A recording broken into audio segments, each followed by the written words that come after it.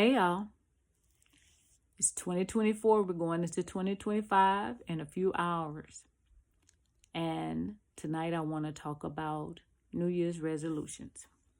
Now I know normally when we go into New Year's resolutions, right, we tend to have these bullet points of things that we want to accomplish. And we normally start off pretty strong and then over time it fizzles out. So I want to kind of encourage us to do this differently. But first, let's talk about the definition. The definition of a New Year's resolution is a promise to yourself. It is a determination. Spiritually, it is a focus on a higher purpose or even seeking guidance. Okay. So when you think about New Year's resolution, there are some people go through it spiritually and they're seeking guidance and asking God to like order their steps and that kind of thing. And then there's some people, they, like I said, they have the bullet points and these are things that they want to accomplish, right? But over time, life happens. So instead of these bullet points, could we discuss maybe a mission statement, like a personal mission statement? Can we think about the possibility of picking out a goal or value, if you will? So if you want to uplift people around you, maybe that value would be, okay, I want to empower others around me and that kind of thing. And how I'm going to do that is I'm going to join this group, or I am going to, spend more time out in the community, that kind of thing. Can we think about putting our resolution into a personal mission statement? So instead of looking at every little bullet point that, okay, we got to do this, we got to do this, we got to do this, and being overwhelming, that maybe putting it in a paragraph, like, hey, this is what I want, and this is how I'm going to do it. And then you work towards it all year long. Maybe it will be more tangible, okay? I just want to put that out there because a lot of times we put a lot of pressure on ourselves the first part of the year because there is such a high energy of bringing in new things. There's new beginnings, right? And out with the old, in with the new, right? And so in that case, we're excited, but then life happens, right? So I want you to think about that. Now, for me, I've been doing these videos for 6 months now. And for me, it has been, this whole year has been a year of transitions. It's been a very difficult year. And, even though I don't look like what I've been through a lot this year. And I am grateful because what I learned this year is I had a little bit of warped thinking as it relates to what I'm supposed to do as a Christian. All of this time, I have put myself in a position where I have been of service to others. I have always led by do unto others as you would have them to do unto you.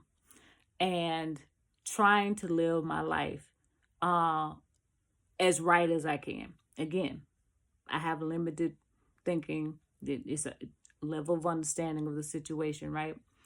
But on the flip side of that, what I learned is that I wasn't putting myself first. What I learned is what I was actually neglecting myself. Not only was I not putting myself first, I was neglecting myself. I literally wasn't even putting myself on the list. I had everything and everybody else, never thinking about me. And I got a little convicted with that. And so what I learned this year is, just like I'm scheduling in this and that, just like I'm scheduling in doctor's appointments and all of that, I also have to schedule in the shell appointments. I need to actually pay attention to me. I need to pour also into me like I'm pouring into other people. Okay? And so I learned that lesson the hard way this year. But the point is, it's a blessing now because I learned it. So my New Year's, not resolution, but my mission statement is going to include me. Okay? So I want you all to think about, reflect really on what this year brought to you. What lessons did you learn? What triumphs did you have? What victories did you have? What things triggered you? We talked about triggers. We talked about seeds. We talked about manifesting all of these things. I want you to think about that. And tonight is a really good night to do that because tonight is a new moon. Now, I'm not saying everybody believe in the moons or whatever, but my grandmother, God bless and rest her soul, she actually predicted my oldest son's birth by the moons. She used to do everything by the moon. And I never understood that, but I do understand that everything God made, okay? And that includes the moon. So yeah, there's probably some power in that too, right? And so tonight, I want to bring it about tonight. Let's go out of this year and go into the new year strong, understanding what our value system is, what it is that we want to accomplish in this life for the 2025, right? 2025. What is it that we want to accomplish? What is it that we want to bring in? What is it that's important to us? Okay?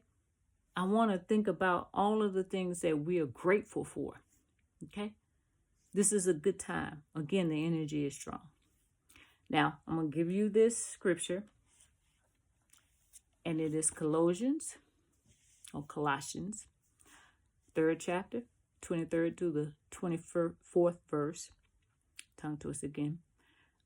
It says, and this is Amplified Bible, it says, whatever you do, whatever your task may be, work from the soul.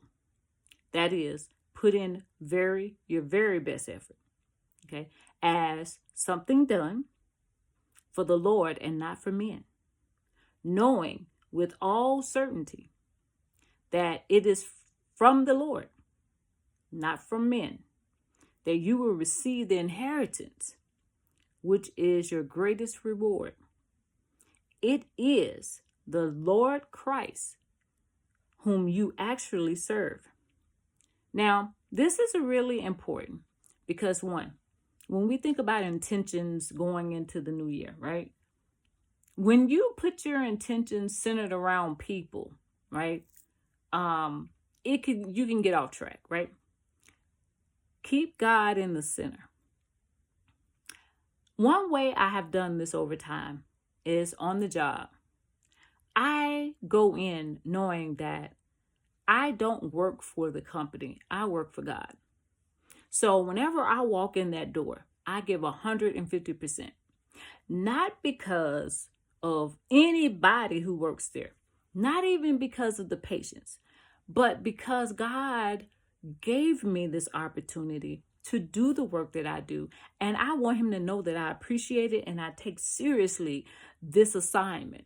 And so for me, my integrity is centered around God being the person I'm serving as I am there for other people. So even in these videos where I am extremely transparent and I told a lot of my business, okay, and I am in a situation where I am trying to help other people, I understand that the reason why I am doing this work is because God has asked me to do it.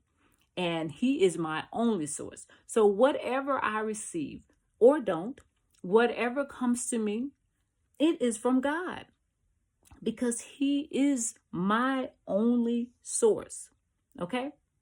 Now, as you think about that, I want you to think about when you're going into these jobs you don't want to work in. Understand that God gave you that opportunity.